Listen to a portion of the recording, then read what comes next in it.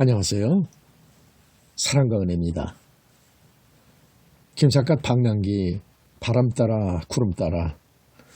오늘은 김삿갓의 영월 100일장에서 장원하던 이야기를 전해드립니다. 김삿갓의 가문은 안동김씨입니다. 그 중에서도 서울 장동에서 세도를 부리던 안동김씨를 일컬어서 특히 장동김씨라고 불렀는데요. 김삿갓의 가문은 바로 장동김씨 가문입니다. 그런 가문의 김삿갓 가족이 서울에 살지 못하고 왜 강원도 영월 외진 곳으로 가서 가난한 생활을 하게 되었을까요? 거기에는 함부로 말하지 못할 깊은 사연이 있습니다. 이런 사건은 차차 여러분에게 전해드리겠습니다. 강원도 영월에서 살고 있던 김삿갓이 어느 날 그 지방에서 있었던 100일장에 참가하게 됩니다. 사실 김삿갓은 어릴 적부터 벼슬 같은 것에는 큰 관심이 없었습니다. 워낙 글 공부하기를 좋아하고 시집기를 좋아하는 김삿갓에게는 어쩌면 당연한 일이었는지도 모릅니다. 그러나 아버지를 일찍 여의고 그의 어머니가 어렵게 가정을 이끌어가고 있는 실정에서 그리고 쓰러진 가문을 다시 일으키려는 어머니의 의지에 따라서 김삿갓은 오직 어머니를 위한 마음으로 그 100일장에 참가했던 것입니다. 김삿갓은 어릴 적부터 효자였던 것 같습니다. 참가한 100일장에는 많은 사람들이 참가를 했습니다. 모두가 어려운 시제가 나왔다며 고개를 갸우뚱하였지만은 오직 김삿갓만은 대수롭지 않은 듯 그 시제에 쉽게 답안지를 제출하고 나왔습니다. 김삿갓은 어릴 적부터 열심히 공부를 해 이미 10살 전후에 그 어려운 사서 삼경을 비롯해 여러 책들을 읽었으며 특히 시에 재주가 있었기 때문입니다. 그런 김삿갓에게 그날 100일장의 시제는 별것 아니었던 것입니다. 그러면 영월 100일장에서 어떤 결과가 나왔을까요? 이제 그 내용을 전해드립니다. 김삿갓의 장원급제.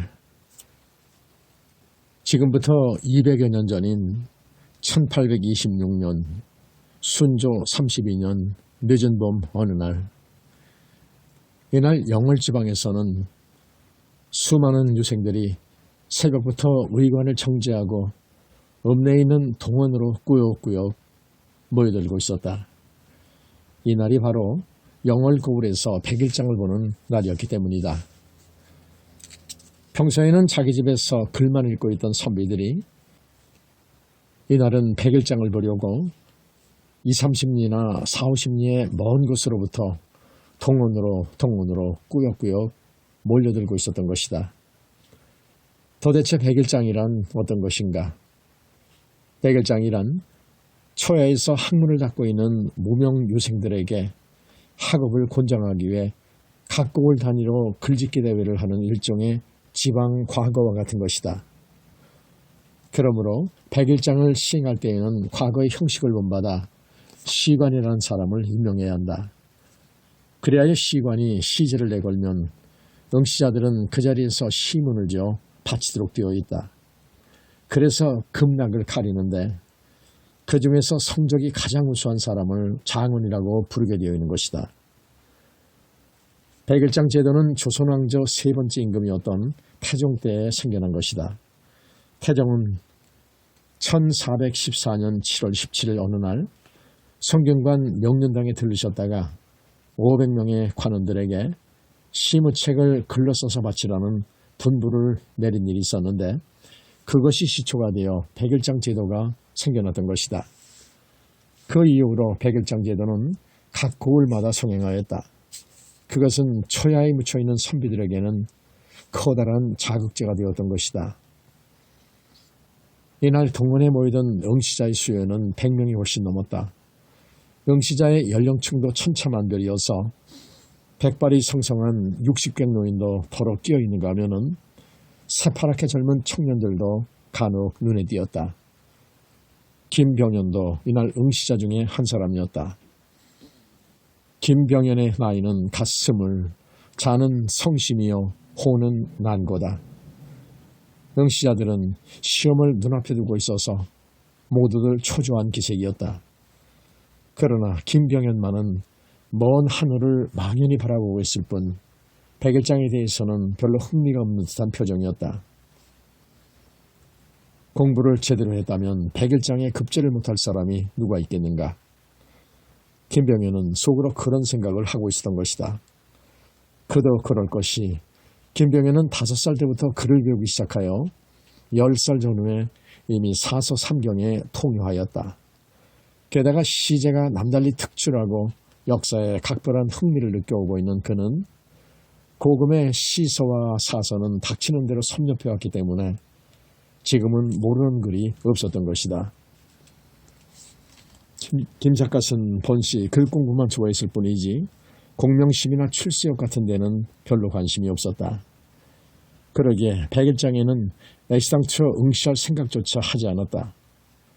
출세를 하려거든 서울에 올라가 어엿하게 과거에 응시할 일이지 지질이 못나게 누가 백일장 따위를 보고 있을 것인가. 그럼에도 불구하고 이날 백일장을 보러 온 곳은 호르몬이 이씨의 부탁이 너무도 간곡했기 때문이었다. 바로 어제 저녁의 일이었다.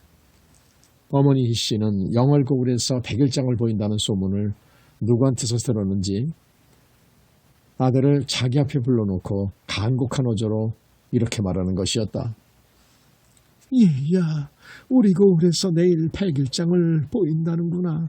이번에는 너도 한번 응시해보도록 하여라. 이 애미의 간곡한 부탁이다. 김병연은 어머니의 말에 적이 놀랐다. 어머니, 백일장은 과거와 달라 장원급제를 해도 표수를 하는 것이 아니랍니다. 그런 시험을 무엇 때문에 봅니까? 그러나 어머니의 태도는 어디까지나 진지하고 엄숙하였다. 내 학문이 어느 정도인지 이 애미는 그것이 알고 싶어 그런다. 말이야 바른 말이지. 백일장에 장원급제할 실력이 있으면 과거를 제대로 보아서 우리 가문을 다시 한번 일으켜 놓으면 얼마나 기쁜 일이겠느냐. 그 말에 김병연은 깜짝 놀라며 즉석에서 이렇게 반문하였다. 어머니, 우리 가문을 다시 한번 일으켜 놓다니요? 그게 무슨 말씀입니까? 어머니는 평소에 우리 가문은 이름 없는 양반 가문일 뿐이라고 말씀해 오시지 않으셨습니까? 그런데 오늘따라 우리 가문을 다시 한번 일으켜 놓으라고 하시니 그 말씀은 무슨 뜻이옵니까? 우리 가문에도 제가 모르는 무슨 빛나는 역사가 있었다는 말씀입니까? 그러자 어머니는 크게 당황하는 빛을 보이며 아니다. 나는 그런 뜻으로 말한 것은 아니었다. 다만 내가 출세해 주기를 바라는 마음에서 허황된 말을 짓거렸을 뿐이다. 아무튼 이번 백일장에는 꼭 응시해 보도록 하거라. 하고 허겁지겁 휘갑을 쳐버리는 것이 아니었던가. 김병연은 어머니의 당황하는 태도에서 무엇인가 석연치 않은 점을 느꼈다. 어머니는 우리 가문의 역사에 대해 무엇인가 나에게 숨겨두고 있는 일이 있었구나. 그것은 의심할 여지가 없어 보였다. 그러나 즉석에서 다그쳐 묻기는 어쩐지 민망스러워. 좋습니다. 어머님이 그토록 소원이시라면 내일 백일장에 응시하기로 하겠습니다. 하고 새벽같이 집을 떠나 동문으로 달려왔던 것이다. 그러나 백일장을 보러 온 지금 이 순간에도 어젯밤에 어머니가 무심코 비쳐 보였던 가문의 비밀만이 마냥 궁금하였다. 도대체 우리 가문에 내가 모르는 어떤 과거가 있었더란 말인가. 어머니의 말씀대로 영광스러운 과거가 있었다면 어째서 나한테는 그런 일을 숨기고 있었더란 말인가. 김병연은 어젯밤에 어머니가 무심 중에 들려준 말을 도무지 이해할 길이 없었다. 그렇잖아도 김병연은 철이 들어가면서 자기 가문의 내력을 어머니에게 여러 차례 물어본 적이 있었다. 그러면 어머니는 언제나 판에 박은 듯이 이렇게 대답해 주었다. 우리 가문이 양반 가문이면 틀림이 없다. 그러나 조상 때부터 아무도 벼슬은 못해왔다. 게다가 너희 아버님은 일찍 돌아가시기 때문에 우리 가문이야말로 이름 없는 양반 가문일 뿐이다. 김병현은 그와 같은 대답을 하도 여러 차례 들어왔기 때문에 오늘날까지 그 말을 그대로 믿어왔었다. 그도 그럴 밖에 없는 것이 김병현은 어려서는 황해도 곡산 산골에서 호르몬이 그늘에서 자랐고 10살 전후에는 경기도 광주에서 살았고 그 이후에는 강원도 영월 산속으로 이사를 온 곳이 아니었던가. 그들은 마치 무엇인가 쫓겨다니는 무자리 모양으로 3년이 몰다 하고 이 지방 저 지방으로 유랑 생활을 계속해왔던 것이다. 어머니의 설명에 의하면 아버지가 세상을 일찍 떠나셨기 때문에 어린 너희들을 데리고 살아갈 길을 찾느라고 부득이 이곳저곳으로 떠돌아다니게 되었다는 것이었다. 김병현은 어제까지만 해도 어머니의 그 말을 그대로 믿어왔었다.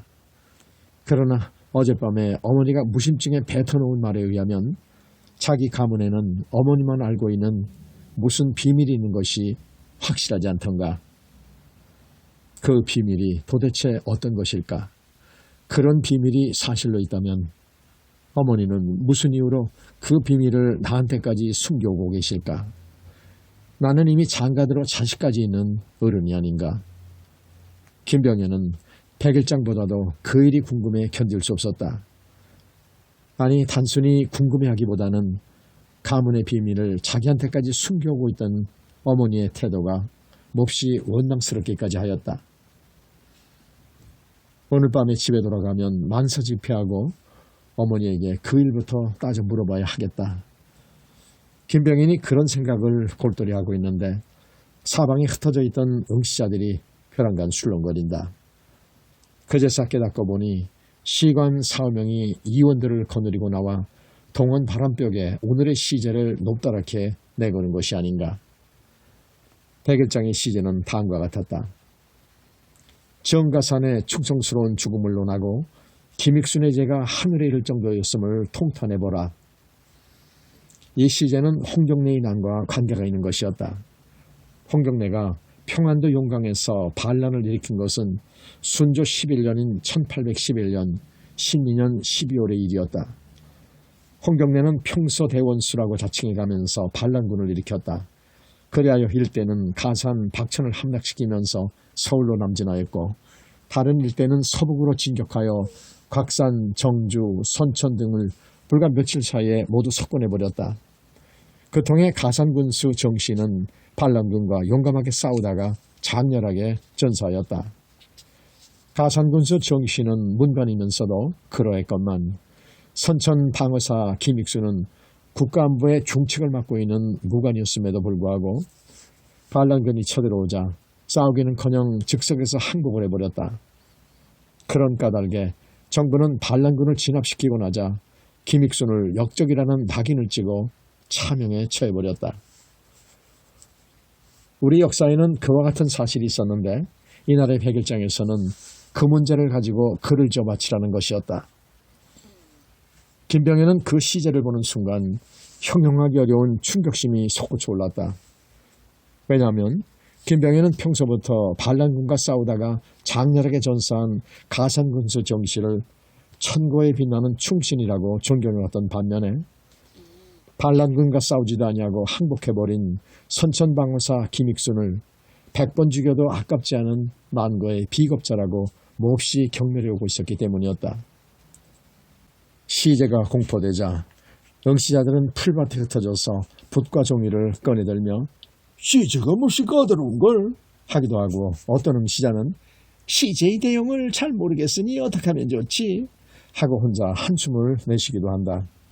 그러나 김병현은 두 사람의 사적을 너무나 잘 알고 있었기 때문에 비겁하고도 용렬하게 짝이 없는 김익순이라는 놈을 백일장에서 만나게 될 줄이야 누가 알았겠는가. 마침 잘 만났다. 오늘은 나의 필몽을 마음껏 휘둘러 비겁하기 짝없는 내 놈을 뼈도 못 추리게 탄핵하리라 하고 소리내어 중얼거리며 붓을 들기가 무섭게 다음과 같이 허도를 적기 시작하였다. 신하라고 불러오던 너 김익순은 듣거라. 전공은 문관이면서도 충성을 다하지 않았더냐. 너는 적에게 항복한 한나라의 이름 같은 놈이여 정씨의 공명은 송나라의 악비처럼 길이 빛나리로다. 역적 김익순을 탄핵하는 김병현의 필봉은 첫 구절부터 추상열을 같이 준엄하였다. 김병현의 필붓은 남달리 탁월하였다. 그러기에 붓을 준엄하게 갈겨나가면 귀신도 몸을 떨 지경이었고, 붓에 정을 담아 놀리면은 젖먹이 어린아이들조차 웃으며 감격들게 하는 재주가 있었다. 김병현은 선천방어사 김익수란 자를 진작부터 못마땅하게 여겨왔기에 이 기회에 만고의 충신인 정씨와 비교해가면서 그의 죄상을 여지없이 후려가길 결심이었다. 그리하여 생각을 가다듬어 다시 붓을 달린다. 시인은 이런 일에 분기하지 않을 수가 없기에 칼을 호로만지며 물가에서 슬픈 노래를 부르노라. 선천은 자고로 대장이 지켜오는 큰 고을이기에 가산보다도 의를 앞서가며 지켜야 할 곳이 아니었더냐. 두 사람은 다 같은 조정의 신하였는데 죽어야 할 곳에서 어찌 두 마음을 먹었더란 말이냐. 태평성대와 다름없던 신민년 그 해에 관서에서 풍운이 일었으니 그 무슨 변괴이더냐. 김병현은 여기서 잠시 뜸을 두고 생각에 잠겼다가 다시 붓을 달린다. 주나라를 존중하려고 충신 노중년이 나왔고 한나라를 돕기 위해서는 제갈량이 나왔듯이 우리나라에도 만고의 충신 정가산이 나와 풍진을 맨손으로 막아내려다 죽지 않았더냐. 전산 충신의 명성은 갈수록 높아갈 것이니 그 이름은 가을 하늘의 태양처럼 빛날 것이요 헌백은 남녀로 돌아가 악비와 같이 살게 될 것이고 뼈는 서산에 묻혀 백이 숙제와 이웃하게 될 것이로다. 김병현은 가산군수 정씨가 반란군과 싸우다가 장렬하게 전사하는 광경을 눈앞에 그려보고 머리를 새삼스러이 수그렸다. 그리하여 그의 충조를 찬양하는 데 온갖 힘을 죄다 기울였다. 그러나 충조를 찬양하는 것도 중요한 일이기는 하지만은 국가의 백년 앞날을 위해서는 김익순 같은 역적들을 철저하게 탄핵하는 것이 더욱 기묘한 일일 것 같았다. 이에 김병현은 김익순의 죄상을 성토하기 위해 붓을 새롭게 가다듬는다. 김익순의 죄상에 대해서는 다음과 같이 규탄하기 시작한다. 서북으로부터 개탄한 소식이 들려오기에 어느 가문에서 나온 벼슬아치냐고 물어보았더니 문벌은 명성이 드높은 장동김 씨요 학렬은 장안에서 소문난 순자돌림이 아니더냐. 김익순의 죄상을 하나하나 따져나가는 김병현의 붓은 마치 신이라도 들린 듯이 신랄하기 그지없었다. 그는 다시 붓을 달린다.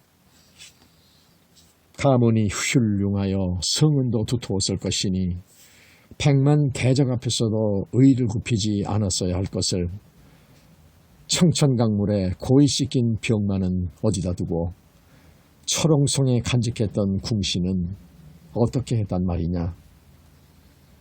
임금님 앞에 꿇어 엎드리던 바로 그 무릎으로 서북 흉족에게 무릎을 꿇고 항복했으니 너는 죽어 황천에도 못 갈 놈이라. 저승에는 선대왕이 계실 것이니 말이다. 실로 통렬하고도 신랄한 기탄이었다. 만약 지하에 있는 김익순이 그 소리를 들었다면 그는 얼굴을 들지 못했으리라. 김병현은 잠시 생각에 잠겨 있다가 마지막 결구를 이렇게 맺었다. 너는 임금도 배반하고 조상도 배반한 놈. 한 번 죽어서는 너무 가볍고 만 번 죽어야 마땅하다. 춘추의 필법을 너는 아느냐 모르느냐. 치욕적인 이 사실은 역사에 남겨 길이 전해야 하리라.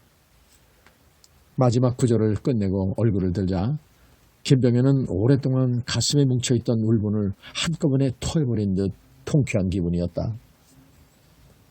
20년 가까이 배워온 글을 오늘에 한 번 제대로 써먹었구나. 주위를 살펴보니 다른 응시자들은 글을 짓기에 정신이 없는 모양이었다. 시간은 아직도 많이 남아있었다. 그러나 김병현은 그 이상 눌러앉아 있을 필요가 없기에 손을 번쩍 들며 시관에게 고한다. 시관어른, 소생은 글을 이미 끝냈는데 지금 바쳐도 괜찮겠습니까? 답안지를 벌써 제출하겠다는 말을 듣고 시관은 적이 놀라는 표정이었다. 그리하여 시관은 김병현의 옆으로 가까이 다가와 나지막한 목소리로 말한다. 남들은 이제부터 시작인데 귀공은 벌써 다 썼다는 말인가? 김병현은 솔직하게 이렇게 말했다. 쓰고 싶은 내용을 다 써버려서 더 쓸 말이 없사옵니다.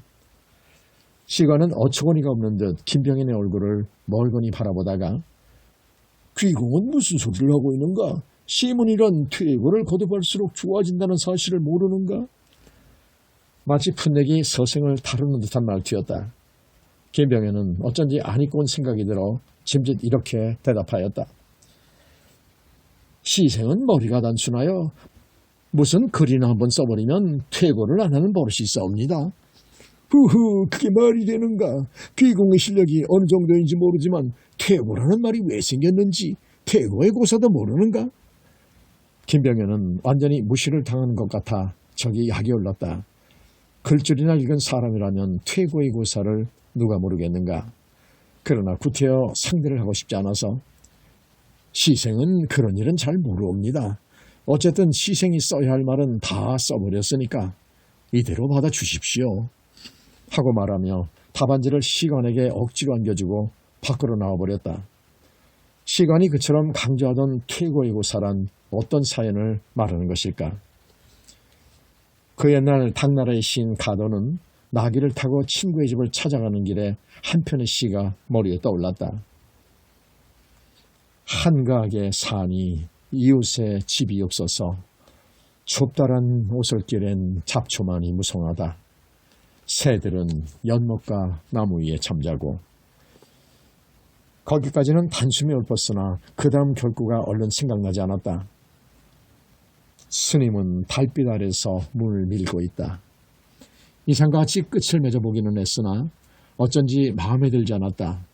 퇴자를 두드릴 고로 바꿔볼까 싶어 승고월하문이라고 고쳐보기도 하였다. 퇴자와 고자에 어느 글자를 써야 할지 얼른 판단이 나지 않아 정신없이 나귀를 몰아가다가 그 당시 경연교수를 지내던 대문장가인 한유의 행차와 충돌을 하고 말았다. 한유는 가도로부터 충돌하게 된 연유를 듣고 나더니 크게 웃으며 퇴자보다는 고자가 월등하게 좋소이다 하고 말하여 그때부터 퇴고라는 말이 생겨나게 되었던 것이다.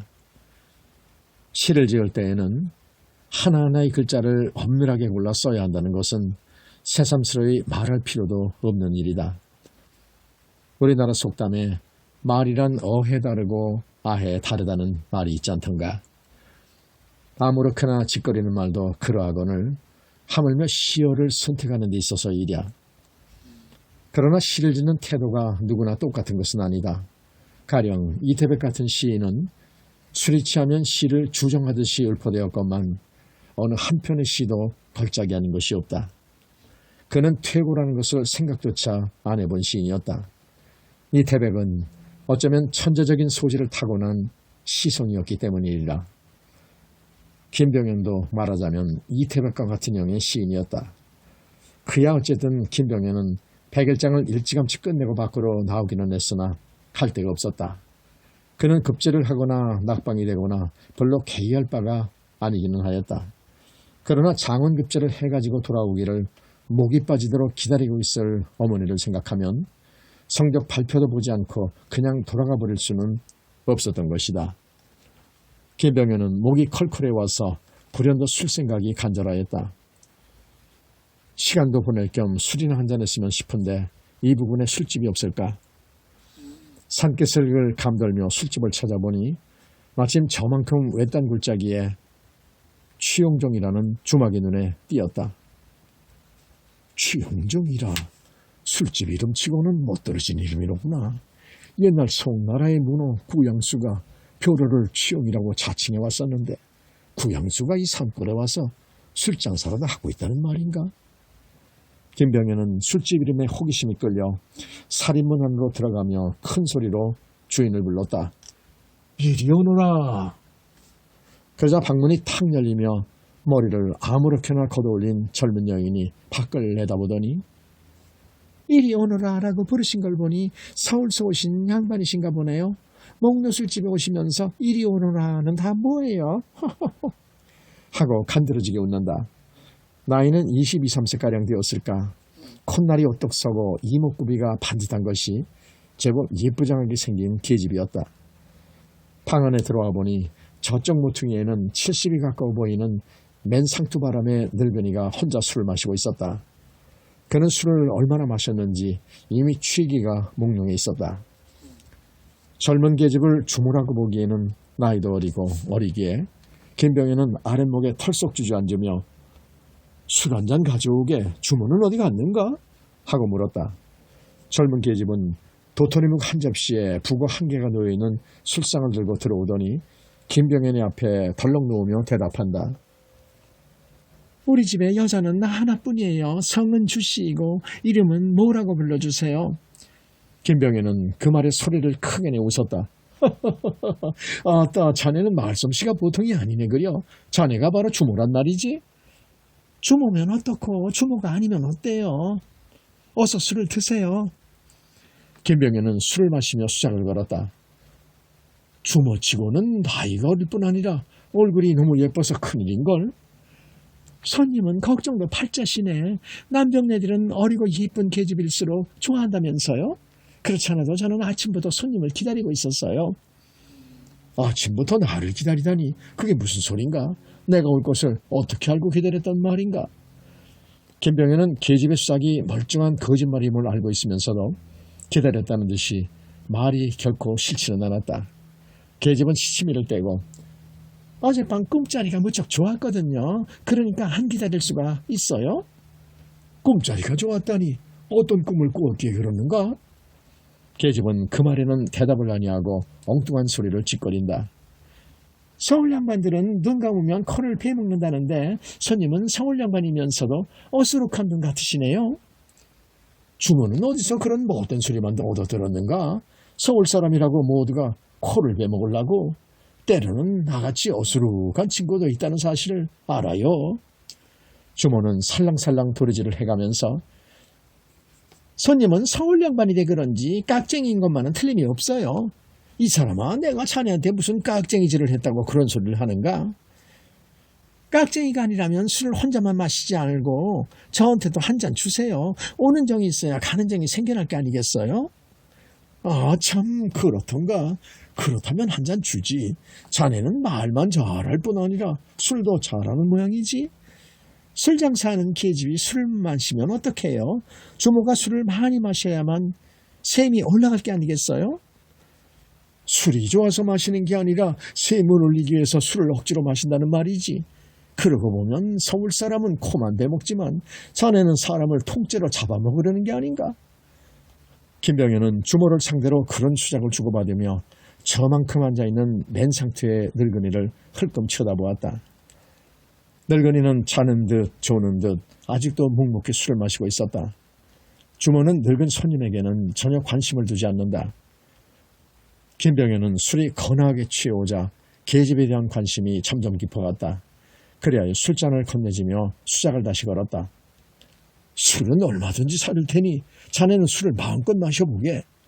계집은 술잔을 받아들고 방글방글 웃으며 그런 말씀 하시는 걸 보니 손님은 어수룩한 게 아니라 무척 엉큼하시네요. 나를 취하게 만들어 놓고 욕심을 채워보고 싶어서 그러는 게죠?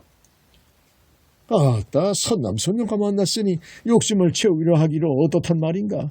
자네도 젊은 나이라 나 같은 젊은 놈이 싫지는 않을 게 아닌가? 그건 그래요. 나도 오래간만에 젊은 양반을 만나니 춘심이 발동하는 것만은 사실이에요. 인연이 없다면 모를까? 인연이 있다면 마음껏 놀아보세요. 주모는 금방이라도 옷을 활짝 벗고 덤벼들 것만 같은 기세다. 김병현은 그럴수록 어젯밤의 꿈 이야기와 자기를 기다렸다는 말이 점점 궁금해왔다. 참, 아까 물어보다 말았는데 어젯밤에 꿈을 꾸었다는 것은 무슨 꿈인가? 그리고 나를 기다렸다는 말은 무슨 소린가? 그러자 주모는 어이가 없는 듯 김병현의 얼굴을 잠시 멀거니 바라보다가 손님은 여태까지 그 생각만 하고 계셨나 보죠? 김병현은 저기 겸연쩍었다. 이 사람아, 자네가 알쏭달쏭한 소리를 짓결에 대니까 내 마음이 싱숭생숭해질 수밖에 없지 않는가? 제 말이 뭐가 알쏭달쏭했다는 말씀이에요? 제가 손님을 기다리고 있는 것은 당연한 일이지 뭐예요? 뭐가 당연하다는 말인가? 생각해 보세요. 날마다 안주를 마련해 놓고 손님이 찾아오기를 기다리는 곳이 바로 술집인걸요. 제가 손님을 기다렸다는 것이 뭐가 알쏭달쏭하다는 말씀이에요? 그 소리에 김병현은 자기도 모르게 손바닥으로 자신의 이맛배기를 딱 때렸다. 어이쿠, 내가 자네한테 보기 좋게 한 대 얻어맞았네 그려. 무안스러운 김에 얼굴을 돌려보니 저쪽에 앉아있는 늙은이는 북어 껍질을 빨아가면서 아직도 술을 마시고 있었다. 그러나 주모는 그 늙은이에게는 일체 개의하지 않는다. 김병현은 얼른 화제를 돌려 이렇게 물었다. 최영종이라는 이름은 자네가 지은 이름은 아닐 것이고 누가 그처럼 멋들어진 이름을 지어주던가. 주모는 저쪽에 앉아있는 늙은이를 실컷 쳐다보고 나서 그 이름이 그렇게도 좋은 이름인가요? 물론이지. 중국의 구양수라는 유명한 학자가 있었는데 그 사람의 표로가 바로 취용이었거든. 그 사람이 지은 취용종이라는 글에 취용종에서 술을 마시면 조금 마셔도 이내 취한다는 말이 나오네. 도대체 취용종이라는 이름은 누가 지어준 이름인가? 젊은 주모는 김병현의 말을 듣고 크게 실망하는 빛을 보인다. 취용종이라는 말은 술을 조금만 마셔도 이내 취한다는 뜻이라고요? 그렇다면 이름을 당장 갈아버리겠어요. 어쩐지 장사가 신통치 않다 했더니 이제 알고 보니 이름이 나쁜 탓이었던 모양이죠. 이왕이면 손님이 좋은 이름을 하나 지어주세요. 그러자 저쪽에서 술을 마시고 있던 늙은이가 넋두리라도 하는 듯 혼잣말로 이렇게 중얼거리는 것이 아닌가. 잡고 지랄하네. 김병현은 그 소리에 문제의 늙은이를 곁눈으로 슬쩍 훔쳐보았다. 그러나 늙은이는 아무 말도 아는 사람처럼 여전히 술만 마시고 있지 않은가. 도대체 저 늙은이는 어떤 위인이기에 아까부터 저 모양일까. 잡고 지랄하네 하고 말한 것을 보면 주모의 할아버지나 아버지는 아닐 것이고 곧이어 그쪽에는 신경을 쓸 필요가 없기에 김병현은 주모에게 다시 묻는다. 취용종이라는 이름을 지어준 사람은 학식이 매우 풍부한 사람인 것 같은데 그 사람이 누군가? 주면은 가벼운 코웃음을 치면서 시큰둥한 어조로 대답한다. 저기 앉아있는 우리 아버지예요.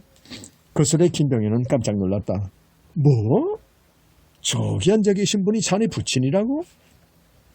그런 줄도 모르고 내가 아나무인하게 주책을 떨었네 그려. 말은 그렇게 하면서도 김병현은 아버지라는 말이 도무지 납득이 가지 않았다. 이러나 저러나 술집 이름을 취용종이라고 지은 사람이라면 학식이 풍부한 것은 의심할 여지가 없었다. 그리하여 늙은이에게 앉은 채로 인사를 보내며 이렇게 말했다. 노인장께 인사해 주겠습니다. 저는 김병현이라고 합니다. 어르신네를 진작 알아뵙지 못해서 결례가 많았습니다. 술이 만취한 늙은이는 몽롱한 시선으로 이쪽을 잠시 멀거니 바라보다가 옆에서 듣자니 자네는 상당히 유식한 젊은이네 그려.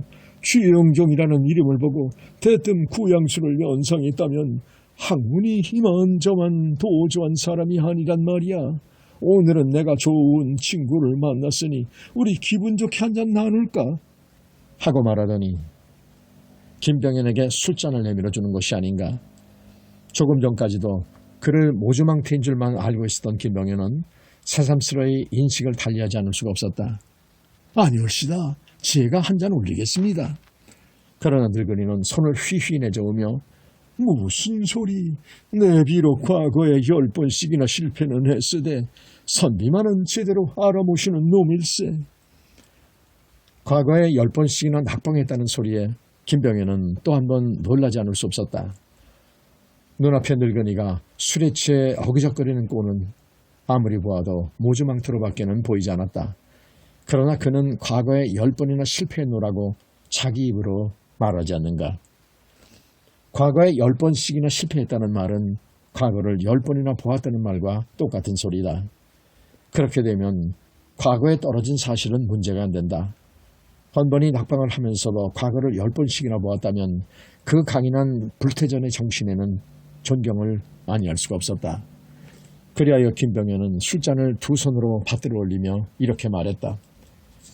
과거에 붓고 못 본 것은 그때그때의 시운이니까 별로 거론할 일이 못 되옵니다.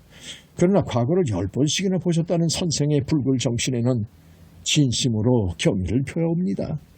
이 사람, 과거에 떨어진 사람을 칭찬하는 법이 어디 있는가? 이러나 저러나 내가 과거에 10번이나 떨어진 것은 사실일세. 그러자 옆에 있던 주모가 코웃음을 가볍게 치면서 조그맣게 알려준다. 저 양반은 글을 배웠다는 사람을 만나기만 하면 과거에 10번 떨어진 것을 무슨 자랑삼아 떠드는 거예요. 늙은이는 주모가 무슨 소리를 하거나 아랑곳하지 않고 허공 중에 손을 휘저어가면서 남들은 7전 8기 한다지만 나는 10전 10도를 한 셈이야. 그러한 나를 존경한다고. 어림없는 소리. 그런 인사치레는 집어치우고 술이나 마시세. 아니올시다. 지혜의 말씀이 아니라 과거를 10번이나 보셨다는 그 끈덕진 정신력을 정말로 존경합니다. 존경. 아무래도 좋아. 자네가 어떻게 생각하거나 그것은 자네 자유야. 아무튼 60이 넘도록 과거에 매달렸다가 결국은 저 모양이 되었네. 이제 남은 인생은 오직 취생몽사가 있을 뿐이야. 늙은이는 거기까지 말하다가 문득 화제를 돌려 이렇게 묻는다. 이왕 말이 났으니 말인데 취생몽사라는 말은 어느 책에 나오는 말인지 자네는 알고 있는가? 글쎄올시다. 저는 잘 모릅니다. 취생몽사란 어느 책에 나오는 말입니까? 그러자 늙은이는 회심의 고개를 끄덕이며 의기양양하게 말한다. 그 말은 정자호록이라는 책에 나오는 말일세. 정자호록에 비록 재주가 높고 지혜가 밝아도 보고 듣는 길이 막히면 일생을 헛되게 살아가도 스스로 깨닫지 못한다는 뜻이지. 결국은 나 같은 놈을 두고 한 말일세. 과거에 미쳐 돌아가는 동안에 가사는 탕진되고 마누라는 죽고 또 죽고 결국은 우리 둘만이 남았을 뿐이거든. 김병현은 늙은이의 말을 나고자의 탄식으로 받아들일 수밖에 없었다. 나고자의 탄식이라고 여겨지자 김병현은 눈앞에 저 늙은이가 불현듯 측은한 생각이 들었다. 과거라는 것은 국가에서 우수한 인재를 구하기 위한 수단임은 말할 것도 없다. 그런데 과거로 인해 수많은 사람들이 일생을 망치게 되는 것은 얼마나 슬픈 일인가. 이젠 과거를 깨끗이 단념하셨습니까? 이 사람 10번이나 낙방을 했으면 그만이지 또다시 낙방을 하란 말인가? 내 나이 이미 70. 나는 과거로 인해 일생을 망쳐버린 놈이네. 그때 마침 밖에서 누군가가 주인을 부르는 소리가 들려왔다. 그러자 젊은 주모는 얼른 일어나 밖으로 나가면서 우리 집 영감님은 글타령을 무척 좋아하세요. 손님이 좀 상대를 해드리세요. 하고 말한다. 아까는 분명히 아버지라고 말했는데 이제 와서는 우리 집 영감이라고 말하는 것이 어쩐지 수상한 느낌이었다. 그러자 늙은이는 의문을 풀어주려고 하는 듯 이렇게 말하는 것이었다. 지금 밖에 나간 그 애는 낮에는 나의 딸이요 밤에는 나의 마누라일세. 김병현은 그 말에 또 한 번 놀라지 않을 수가 없었다. 딸이면 딸이고 마누라면 마누라지 낮에는 딸이고 밤에는 마누라란 도대체 무슨 말인가? 상식적으로는 도저히 이해할 수가 없는 말이었다. 선생은 딸과 마누라를 혼동하실 정도로 너무 취하셨나 봅니다. 이제 술은 그만 드시고 한잠 주무십시오. 슬쩍 그렇게 건드려 보니 늙은이는 손을 휘휘 내저으며 이 사람아 취하기는 누가 취해. 지금 그 애가 낮에는 딸이고 밤에는 마누라인 것만은 사실일세. 하고 일부러 강조하고 나오는 것이 아닌가. 선생님도 원 상피를 붓기 전에는 세상에 그런 촌수가 어디 있습니까? 있지 있고 말고 지금 그 애와 나의 사이가 바로 그런 관계인걸. 저는 선생의 말씀을 도무지 이해할 수가 없습니다. 상피를 묻기 전에는 어떻게 그런 관계가 성립됩니까? 그러자 늙은이는 주정삼아 중언부언 설명을 들어놓는데 그 내용은 대략 이러하였다. 본명은 변응수라고 부르는데 그 늙은이는 어렸을 적부터 과거에 급제하여 벼슬길로 나가는 것이 일생의 소망이었다. 그리하여 자나깨나 글만 열심히 들이파고 있었는데 그동안에 마누라가 3명이나 죽고 4번째로 들어온 마누라가 주모의 어머니였다. 4번째의 마누라는 윤모패라고 하는 어비딸 자식을 하나 데리고 들어왔는데 그 애가 바로 오늘의 주모였었다.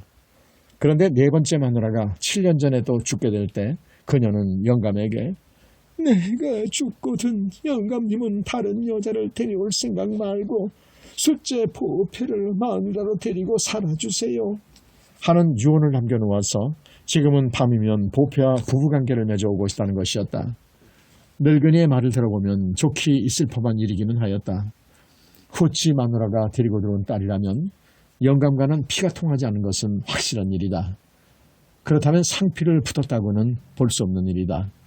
그러나 후치 마누라가 임종에 즈음하여 내가 죽거든 영감님은 보패를 마누라로 데리고 살아주세요 하는 유언을 남겼다는 것도 도덕적으로는 있을 수 있는 일이 못 된다.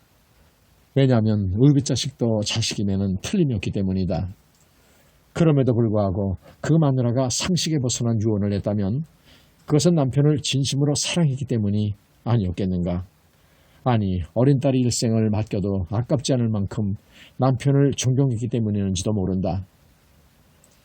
돌아가신 부인이 그런 유언을 남기신 것을 보면은 그분은 자기 자신뿐만 아니라 딸 자식까지 맡기고 싶도록 선생을 존경했던 모양이죠.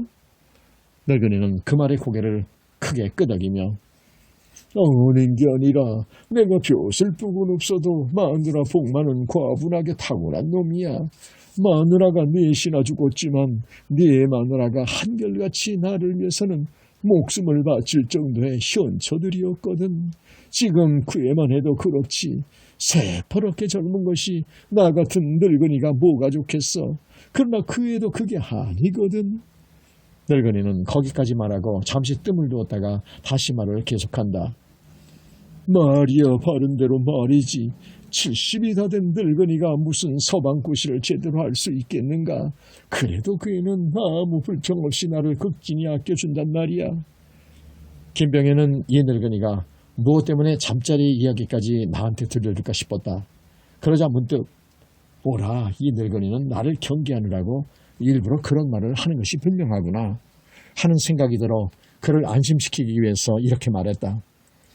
노후에 좋은 마누라를 주셔서 무척 행복하시겠습니다.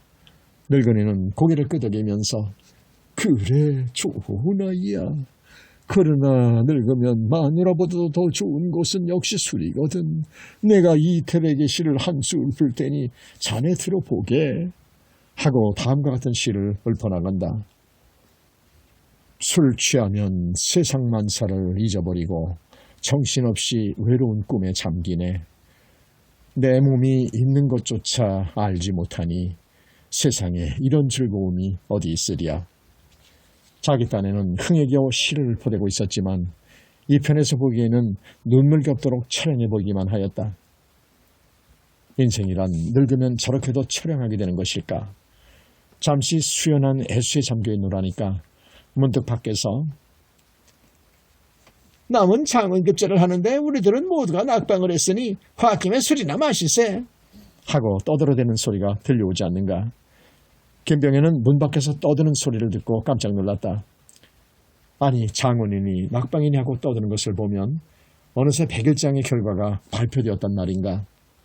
김병현은 방문을 탁 열어젖히고 바깥을 내다보며 묻는다. 여보세요? 100일장의 결과가 벌써 발표되었습니까? 지금 막 발표되었다고. 우리들은 모두가 낙방되어서 홧김에 술이나 마시러 오는 길이요. 어떤 사람이 장원급제가 되었습니까? 뭐 김병인이라고 하던가요? 전혀 들어보지 못한 사람이 장원을 했다니 기가 막힐 노릇이요. 장원급제한 사람의 이름이 김병현이라고요? 김병현은 자기도 모르게 자리에서 벌떡 일어섰다. 어느 정도의 자신은 있었지만 정말로 장원급제가 되었다고 하니 크게 기뻤던 것이다. 술값을 치르려고 했으나 주모가 어디를 갔는지 보이지 않았다. 김병현은 엽전 두 냥을 주인 늙은이에게 내맡기고 부랴부랴 동원으로 달려오기 시작하였다. 그리하여 동원 앞마당으로 막 들어서려고 하는데 여보세요, 서울 손님 나 좀 보세요 하고 숨가쁘게 부르는 소리가 들려오지 않는가. 돌아다 보니 추영종의 주모였다. 술값은 영감님한테 넉넉히 드렸는데 왜 쫓아오는가? 무전 취식을 하고 도망이라도 치는 줄 알았는가?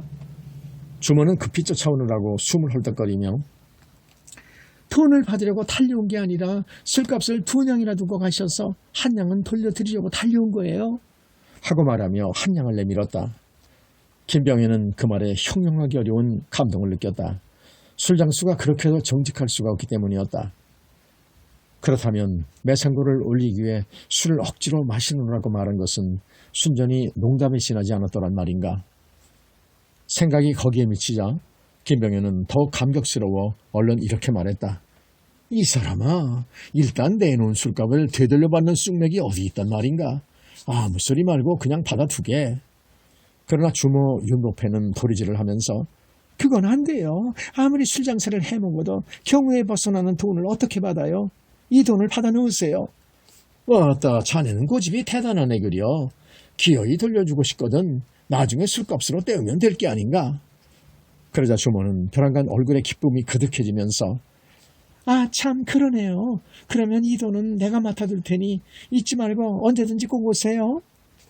알았으니까 어서 가보게. 김병현은 주모와 작별하고 돌아서면서도 그녀의 순박하고 아름다운 인정에 눈시울이 뜨거워 올 지경이었다. 김병현은 동원 앞마당으로 들어서다가 문득 발을 멈추고 뒤를 돌아보았다. 추영종의 젊은 주모가 집으로 부지런히 돌아가고 있는 모습이 빤히 보인다. 마음이 아름다운 여인. 김병현은 점점 멀어져가는 주모의 뒷모습을 그윽히 바라보며 자기도 모르게 입속말로 중얼거렸다. 비록 술장사는 해먹을 망정 까닭없는 돈은 못 받겠노라고 고집을 부리던 그 순정. 그 돈을 되돌려받지 않으려거든 자기가 곱게 간직해둘 테니 언제든지 잊지 말고 다시 찾아와 달라고 부탁하던 그 따뜻한 인정. 그처럼 순수한 온정이야말로 수천 년을 두고 연년이 이어져 내려오는 우리 민족의 아름다운 인심이 아니었던가. 추영종 늙은이의 말에 의하면 그녀의 어머니의 유언에 따라 70이나 된 어부다버지를 남편으로 모시며 살아오고 있다는 것이었다. 그들 부부간의 금실이 어떠한지를 김병현은 물론 모른다. 그러나 마음씨가 그렇게도 고운 여인이라면 어떠한 불평불만도 슬기롭게 감당해 나갈 수가 있을 것 같았다. 소위 양반이라고 우스대는 서울의 몇 서치들은 노론이니 소론이니 남인이니 북인이니 해가면서 서로 간에 잡아먹지 못해 안달들이건만 삼천리 방방곡곡에 흩어져 있는 무명 서민들은 서로 남을 도와주려고 애를 쓰고 있으니 그 얼마나 마음 흐뭇한 아름다움인가 싶었다. 젊은 주모의 모습이 시야에서 사라져버리자 김병현은 그제야 동원 앞마당으로 들어와 방문을 찾아보았다. 여러분 잘 들으셨나요? 서론에서 말씀드린 것처럼 김 작가는 이미 어린 나이에 사서삼경을 비롯한 여러 경서, 시문들을 다 통달한 까닭으로 그가 백일장에 장원을 했다는 것은 그리 대단한 일은 아닐지도 모릅니다. 물론 이 백일장을 통해서 표수를 얻을 수는 없는 것이었지만 김삿갓의 어머니는 이 백일장을 통해서 김삿갓의 재능을 장차 있을 과거에 대비해 미리 점검해보고 싶은 마음이 있었던 것입니다. 그런데 예상대로 김삿갓이 백일장의 장원으로 급제한 것입니다. 이 백일장에 참가한 사람들에게는 작은 과거 시험 같은 것이었습니다. 이렇게 백일장에 장원으로 급제한 김삿갓은 어머니에게 효도한 것으로 기뻤습니다. 그래서 신의한 김삿갓은 다른 박질하여 어머니에게 이 소식을 알리러 갑니다. 그런데 이게 웬일입니까? 이 일로 인하여 그동안 감추어졌던 김삿갓 가문의 비극적인 소식이 드러나는 것입니다. 장원을 함으로써 어머니를 기쁘게 해드리겠다고 생각했던 김삿갓은 오히려 어머니를 슬프게 했을 뿐만 아니라 가문에 치명적인 모욕을 하게 되었던 것입니다. 그리고 이 사건은 바로 김삿갓이 죽장에 삿갓을 쓰고 방랑 삼천지를 떠돌게 했던 일의 시발이 되었으니 참 사람의 일이란 한치 앞을 내다볼 수 없는 것인지 모릅니다. 김삿갓의 방랑기는 이렇게 시작됩니다. 이렇듯 젊은 나이에 집과 가족을 버리고 전국 방방곡곡을 떠돌며 다니며 평생을 살아가는 김삿갓의 모습이 애처롭게 눈에 어립니다. 오늘은 여기까지입니다. 다음에 더 재미있는 김삿갓의 방랑기를 전해드립니다. 오늘 밤도 평안하시기를 바랍니다. 감사합니다.